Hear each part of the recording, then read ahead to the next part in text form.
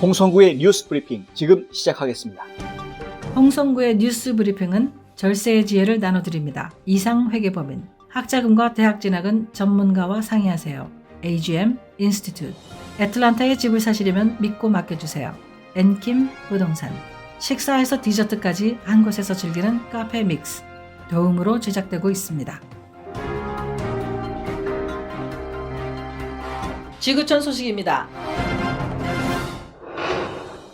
칠레 내무부가 2달 넘게 이어지고 있는 칠레 시위의 영향과 관련해 최근 112쪽 분량의 보고서를 검찰에 제출했는데요. 이 내용 중에 K-POP 팬들이 칠레 시위에 영향을 준 외부 세력에 포함돼 논란이 일고 있습니다.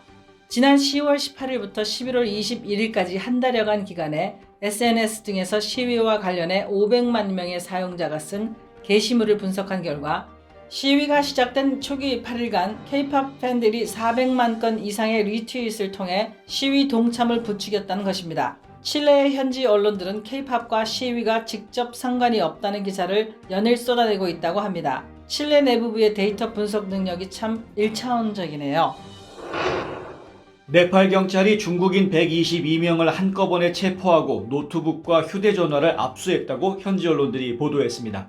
네팔 경찰은 이 중국인들이 관광비자나 유학비자로 네팔에 입국해 온라인 사기, 현금 인출기 해킹 등 금융 관련 범죄를 저지른 것으로 보고 있는데요. 중국인들이 곳곳에 모여서 의심스러운 행동을 하고 있다는 첩보를 입수한 뒤 잠복 수사 끝에 이들을 체포했다고 합니다. 지난달 말에는 인도네시아 자카르타와 동부 자바 일대에서 중국인 85명을 체포한 일도 있었는데요. 아시아 국가 곳곳에서 중국인들이 원정 사무실을 차리고 각종 범죄를 저지르다 체포되는 사건이 잇따르고 있습니다. 노스캐롤라이나 보훈부의 한 구급대원이 심장 질환을 유발하는 화학 물질을 함유한 안약을 사용해 아내를 살해한 혐의로 기소됐습니다. 사망한 아내는 2건의 생명보험에 가입해 있었고 남편은 보험금으로 25만 달러를 받았다고 하는데요. 아내가 장기 도노로 등록돼 있음에도 불구하고 아내의 부검을 거부하고 서둘러 화장한 것을 수상하게 여긴 검찰의 수사 끝에 검거된 것입니다. 검찰은 아내가 장기기증 관련 업체에 보냈던 혈액 샘플에서 일반 안약의 40배에 달하는 독성 물질을 검출했습니다. 현재 수감 중인 남편은 유죄가 확정될 경우 종신형 또는 사형을 선고받을 것이라고 합니다.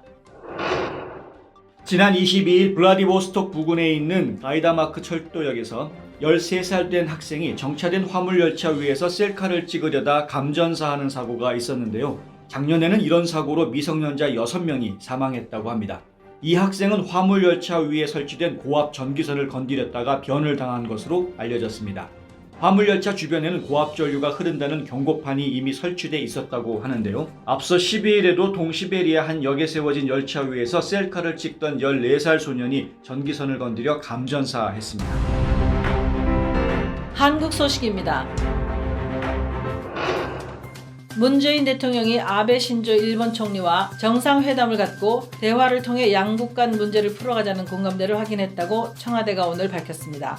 이에 따라 양국 간 막혀있던 대화의 장이 속도감 있게 진행될 전망입니다. 수출 규제 문제를 촉발한 한국 대법원의 강제징용 판결과 관련해 양 정상은 서로의 입장차를 확인하는 데 그쳤지만 청와대는 대화를 통한 문제 해결의 필요성에 공감대를 이루었다고 평가했습니다.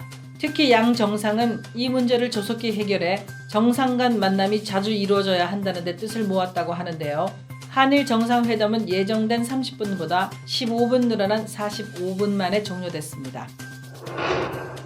한국 시간으로 24일 오후 1시 14분경 전남 광양시 포스코 광양 제철소에서 5분 간격으로 2차례 폭발 사고가 발생해 공장 직원 3명이 중상을 입고 2명이 경상을 입어 인근 병원으로 옮겨졌습니다. 폭발 사고가 난 공장은 화염과 그을음으로 접근이 어려워 정확한 상황 판단이 어려운 것으로 알려졌는데요. 광양제철소 관계자는 해열회수 설비의 시운전 과정에서 원인을 알 수 없는 폭발이 일어났다고 밝혔고 소방당국은 불길이 잡히는 대로 유류 배관 시설에서 기름이 유출했는지 등을 조사할 방침입니다. 손석희 JTBC 대표이사 사장이 뉴스룸 앵커 자리에서 물러납니다. JTBC는 메인 뉴스를 6년 4개월 동안 이끌어왔던 손 사장이 앵커직에서 물러나 대표이사직만 수행하기로 했다고 밝혔습니다. 손 사장은 내년 1월 2일자 신년 토론을 끝으로 앵커에서 물러나고 1월 6일부터는 서복현 기자가 안나경 아나운서와 함께 뉴스룸을 진행하게 됩니다. JTBC는 앵커 세대 교체, 여성 단독 앵커 체제 등 새해부터 완전히 새로워진 면모로 시청자들에게 다가가겠다고 했는데요. 이번 개편이 떨어진 시청률 회복에 도움이 될지 지켜봐야겠습니다. 성탄절을 앞두고 대구의 한 빌라에서 월세살이를 하던 일가족이 숨진 채 발견돼 경찰이 수사에 나섰습니다. 이들이 발견된 건 24일입니다. 유서는 발견되지 않았는데요. 경찰은 외부 침입 흔적이나 저항은이 없다면서 이들이 생활고를 겪다가 극단적 선택을 한 것으로 추정하고 사망 원인을 수사 중이라고 합니다. 로컬 소식입니다. 브라이언 캠프 주지사는 어제 조지아 공중보건부와 함께 새로 만든 의료보험 확대 방안인 조지아 액세스와 조지아 패스웨이에 서명하고 연방정부 승인을 받기 위해 트럼프 행정부에 보낸다고 밝혔습니다. 이 두 행정안은 연소득 1만 6천 달러 이하의 극빈자들이 의료 혜택을 받을 수 있도록 메디케이드를 확대하는 내용을 담고 있는데요. 주 정부가 인정하는 직장에서 월 80시간 이상 근무하거나 풀타임 학생의 경우에는 메디케이드 혜택을 받을 수 있게 됩니다. 일각에서는 어려운 형편에 처했지만 자격 조건을 충족하지 못하는 주민들이 많아 실효성이 없다는 지적도 받았습니다만 주지사는 이번 조치로 약 5만여 명의 무보험자가 혜택을 받게 될 것으로 추산하고 있습니다. 애틀란타 라디오 코리아가 주관한 제11회 천사포 사랑의 쌀 나누기 모금 캠페인이 올해 총 5만 4천 달러가량의 성금을 모았다는 소식입니다. 특별 생방송이 있었던 지난 20일 가두 캠페인에는 민주평통 대신 애틀란타 조지아 한인 상공회의소가 함께 했는데요. 불우이웃을 돕기 위해 마련된 천사포는 애틀란타 라디오 코리아의 웹사이트 atlantaradiockorea.com에 접속해서 천사포 신청서를 다운로드받아 작성해 제출하면 됩니다. 자체 심의를 통과한 신청인은 1회 3,000불까지 1년에 총 2회 지원을 받을 수 있다고 합니다. 트럼프 대통령이 지난 17일에 크리스마스 이브를 연방정부 휴일로 선포했습니다. 그 덕분에 연방정부뿐만 아니라 지역 공공기관들도 모처럼 크리스마스 연휴를 만끽하게 됐는데요. 미국 공무원들뿐만 아니라 애틀란타 총영사관을 포함한 제외 공간들도 오늘과 내일 영사 업무를 하지 않습니다.